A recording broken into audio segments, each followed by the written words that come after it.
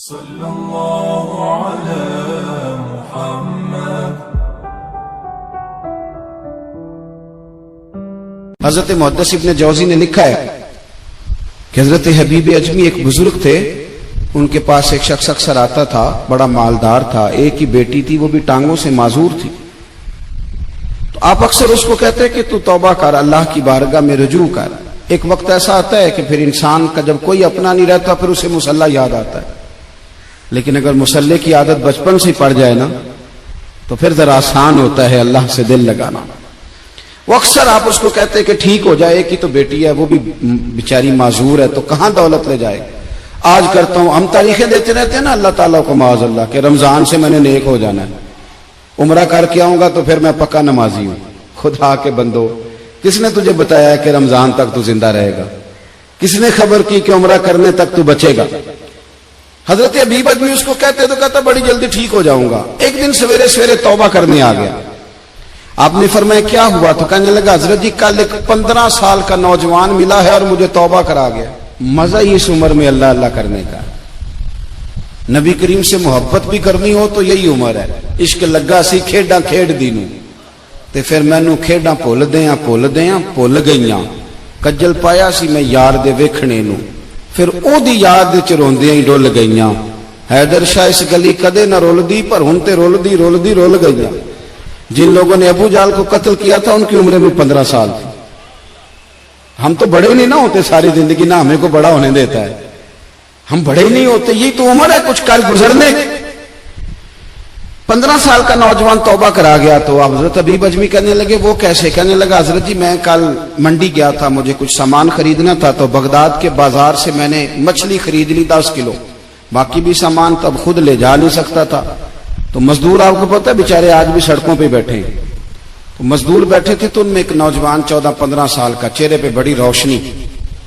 میں نے اس کو کہا بیٹے مزدوری کرو گے؟ کہنے لگا حضور مزدوری بھی کرتا ہوں، پڑھائی بھی کرتا ہوں، اور جو اللہ کو منظور ہو اس کی عبادت بھی کرتا ہوں۔ میں نے اسے کہا کہ یہ میرا سامان ہے فلان جگہ پہنچانا ہے، کیا لوگے؟ کہنے لگا 3 دینار مزدوری۔ سودا طے ہو گیا، اس نے سامان اٹھا لیا۔ کہتے ہیں رستے میں ظہر کا وقت ہو گیا۔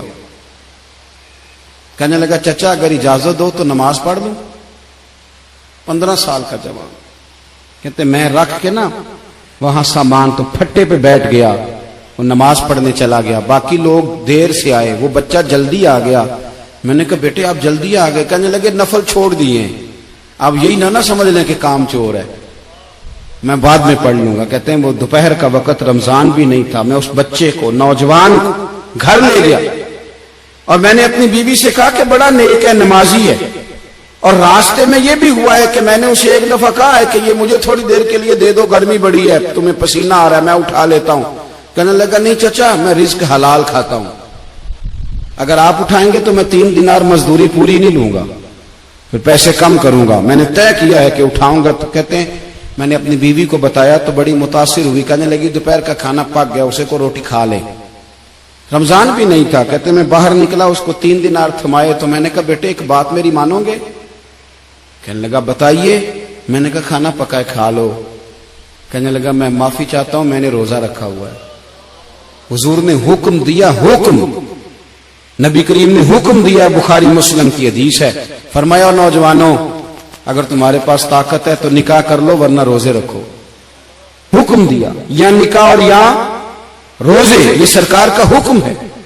بھائی نفلی روزہ نفس کی قوتوں کو کچلتا ہے، انسان میں نورانیت اور روحانیت لاتا ہے۔ کہتے وہ کہنے لگا میں نے روزہ رکھا ہے، میں اور متاثر ہو گیا۔ میں نے کہا اب کیا کرو گے؟ کہیں اور جانا ہے؟ کہنے لگا نہیں، میں جس دن 3 دینار کما لیتا ہوں پھر میں مزید لالچ نہیں کرتا، باقی وقت یا قرآن مجید پڑھتا رہتا ہوں یا نبی پاک پہ درود شریف پڑھتا رہتا ہوں۔ آپ بتائیں؟ تو میں نے کہا کہ افطار میرے ساتھ کر لو۔ کہتے ہیں میں اسے مسجد چھوڑ آیا اور خود میں لوٹ آیا۔ افطار کے بعد میں اسے لایا، کھانا کھلایا، عشاء پڑھی، اس کا گھر دور تھا، میں نے ڈرائنگ روم کھول دیا، بیٹھک کھول دی، وہیں وہ سو گیا۔ میری 20 سال کی معذور بچی کبھی چل نہیں سکتی تھی، کوئی طبیب کوئی حکیم میں نے چھوڑا نہیں تھا اس کو دکھایا نہ ہو۔ ایک ہی بیٹی، وہ بھی معذور پیدائشی، اس کے کمرے میں گئے، میاں بیوی اسے کھانا کھلا اور بتایا بیٹے ایک نوجوان ہے، بڑا نیک ہے ہمارے گھر میں، آج بڑا پرہیزگار۔ پتہ ہے حضور نے کیا فرمایا؟ نبی کریم فرماتے ہیں جب نوجوان اٹھ کے تہجد پڑھتا ہے نا نوجوان، تو اللہ فرشتوں کے سامنے اس نوجوان پر فخر فرماتا ہے. اللہ فخر کرتا ہے کہ عمر دیکھو دیکھو یہ میری بارگاہ. اللہ فخر کرتا ہے، اللہ یعنی خدا خود میر مجلس بود، اللہ فخر کرتا ہے. اب سوچیں، تو ہم نے اپنی بیٹی کو بتایا کہ نوجوان اور بڑا نیک ہے، تو کہتے ہیں وہ کھانا کھلا کے ہم واپس آ گئے. آدھی رات کا وقت ہوا تو دروازے پہ دستک ہوئی. بچی اپنے کمرے میں سو رہی تھی، ہم اپنے کمرے میں، وہ بیٹھک میں. گھبرا کے اٹھے کہ اس وقت کون ہے دروازے پہ؟ تو بیٹی کہنے لگی ابا دروازہ تو کھولنا. کہتے ہیں دروازہ کھولا تو 20 سال ہو گئے تھے بیٹی کو، کبھی اس نے چل کے نہیں دکھایا تھا، کبھی دوڑ کے ادھر جاتی کبھی ادھر آتی. کہتی الحمدللہ اللہ نے میری ٹانگیں ٹھیک کر دی. ہم دونوں رونے لگے، اے اللہ تو کتنا کریم ہے، کیسے ہوا بیٹے سارا کچھ؟ تو بیٹی کہنے لگی ابا آپ نے کہا تھا نا کہ نیک نوجوان آیا ہے، تو میرے دل میں خیال آیا اللہ اگر واقعی نیک ہے تو اس کے صدقے مجھے شفا ہی دے دے. یا ایھا الذین آمنوا اتقوا اللہ وابتغوا الیہ الوسیلہ. تو کہنے لگی ابھی میری دعا بھی پوری نہیں ہوئی تو رب کریم نے فضل کیا ہے اور مجھے شفا عطا کر دی. کہتے ہم دوڑ کے اس کے کمرے میں گئے اور جب ہم نے ہاتھ رکھا تو دروازہ پہلے سے کھلا تھا. ایک خط چھوڑ گیا تھا. آج کل کے پیر کی کرامت ہوتی تو فیس بک پہ دے دیتا، باقیوں کو بھی ذرا پتہ چلے. کہتے ہیں وہ خط چھوڑ گیا اپنے بستر پہ کہ اگر تم لوگوں کو مجھ سے محبت ہو گئی ہے تو میرے پیچھے نہ دوڑنا، اس رب کی بارگاہ میں جھکنا جس رب نے میرے اوپر بھی فضل فرمایا ہے اور آپ پر بھی کرم فرمایا. میرے نوجوان دوستو، یہ جو بچپنا ہمیں لوگ کہتے ہیں نا ابھی بچے ہو، ابھی جب آپ بالغ ہو گئے تو نماز فرض ہو گئی، سچ بولنا ضروری ہو گیا، رزق حلال کھانا ضروری ہو گیا، شریعت ساری کی ساری لاگو ہو. ایک تو درگزر سے کام نہیں، دوسرا اپنی زندگی کے اندر خواہشات کو چھوڑیں. سادہ کھانا تو ویسے ہی انسان کو تندرست رکھتا ہے.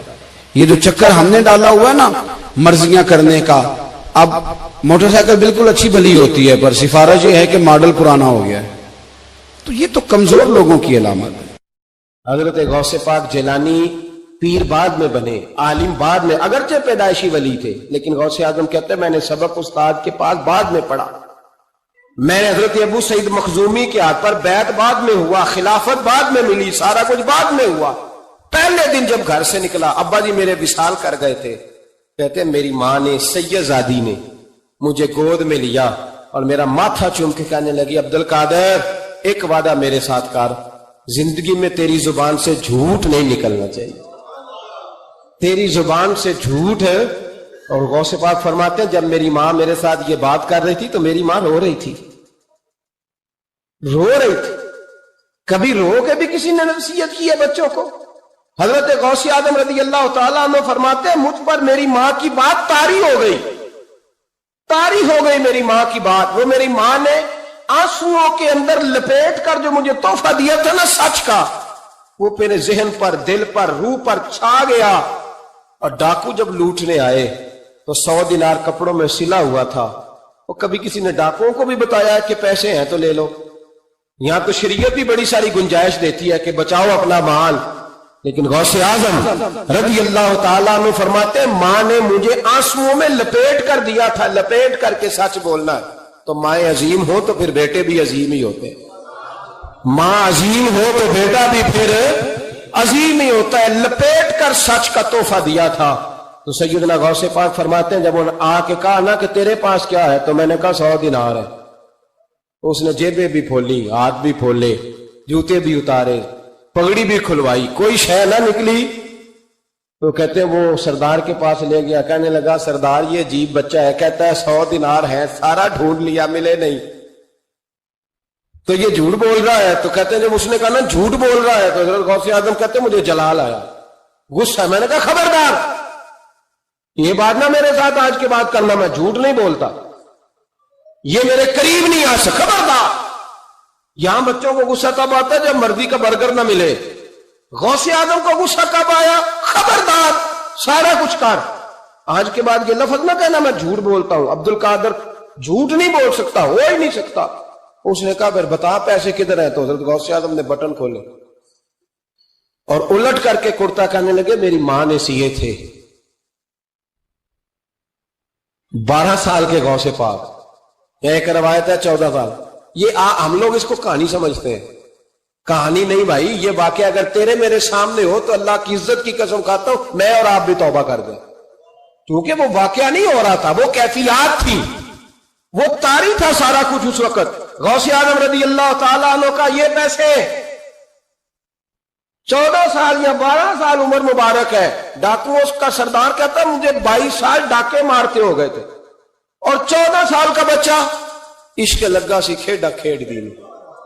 14 سال کا بچہ غوث اعظم نے پلٹ کے دکھا یہ پیسے. تو وہ ڈاکوؤں کا سردار کہتا ہے کہ پتہ نہیں مجھے کیا ہوا کہ بچے کے جذبات کس طرح کے ہیں، افکار کس طرح کے ہیں، خیالات کس طرح. کہتا کہ کہاں جا رہے ہو؟ کہا میں علم سیکھنے بغداد جا رہا ہوں. تو کہا بیٹا دنیا پیسے چھپاتی ہے، تو نے بتایا کیوں؟ حضرت غوث اعظم نے پیسے اتار کے پھینک کے کہنے لگے پیسے تو رکھ، میں اس لیے بتا رہا ہوں کہ ماں سے وعدہ کر کے آیا ہوں کہ